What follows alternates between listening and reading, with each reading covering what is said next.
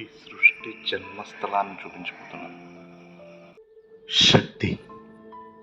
ఈ సృష్టిని కాపాడే ఒక శక్తి, చెడును అంతమొందించే శక్తి, మన జీవన ప్రయాణంలో మన కష్టాలని భయాల్ని తొలగించే ఆ శక్తి ఆదిశక్తి. ఆ ఆదిశక్తి అన్వేషణకై బయలుదేరిన నేను దేవీపురం అనే ఆలయాన్ని ఎంచుకున్నాను. ప్రపంచంలోనే విశిష్టమైన ఈ దేవాలయం అంతులేని ప్రశ్నలకు సమాధానం చెప్తుంది. ఎందుకంటే ఏ ప్రాంతానికైనా ఒక విశిష్టత ఉంటుంది, అలాగే ఇక్కడ కూడా ఒక విశిష్టత ఉంది. ఆ విశిష్టతలే మన ఎన్నో అపోహలను తొలగించి ఆ దైవ స్వరూపాన్ని మనలో విలీనం చేస్తాయి. చాలా ఎక్సైట్మెంట్తో ఆ దేవీపురం చేరుకున్నాను. చుట్టూ 9 కొండల మధ్యలో పచ్చని ప్రకృతి మధ్యలో ఉన్న ఈ దేవాలయం నిజంగా భక్తులకి చాలా అనుభూతినిస్తుంది. అయితే ప్రధాన దేవాలయం శ్రీ రాజరాజేశ్వరి తల్లిగా ఆ అమ్మవారు పూజలు అందుకుంటోంది. ఈ ప్రధాన ఆలయానికి పక్కనే కొండలపై కామాఖ్య పీఠం, గౌహటిలో ఉన్న అమ్మవారు అండ్ శివాలయాలు కూడా ఉన్నాయి. ఈ ఆలయ నిర్మాణం 1985లో ప్రారంభమైంది. శ్రీమేరు యంత్ర ఆకారంలో నిర్మించిన ఏకైక 3 అంతస్తుల నిర్మాణం. అంటే శ్రీ విద్యా ఉపాసన కేంద్రమైన శ్రీచక్రం అని పిలిచే పవిత్రమైన హిందూ మతం రేఖాచిత్రం. ఇంత పెద్ద శ్రీచక్రాలయం ప్రపంచంలో ఎక్కడా లేకపోవడం మరో విశేషం.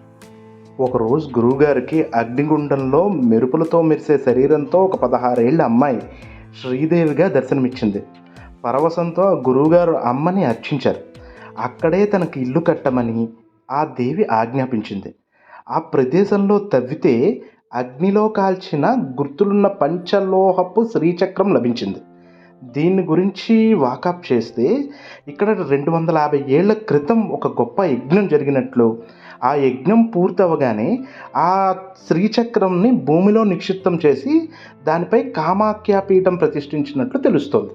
అందుకని ఈ ఆలయాన్ని శ్రీచక్ర ఆకారంలో నిర్మించారు. ఈ ఆలయంలో శ్రీ రాజరాజేశ్వరి, శివుడు కొలువై ఉన్నారు.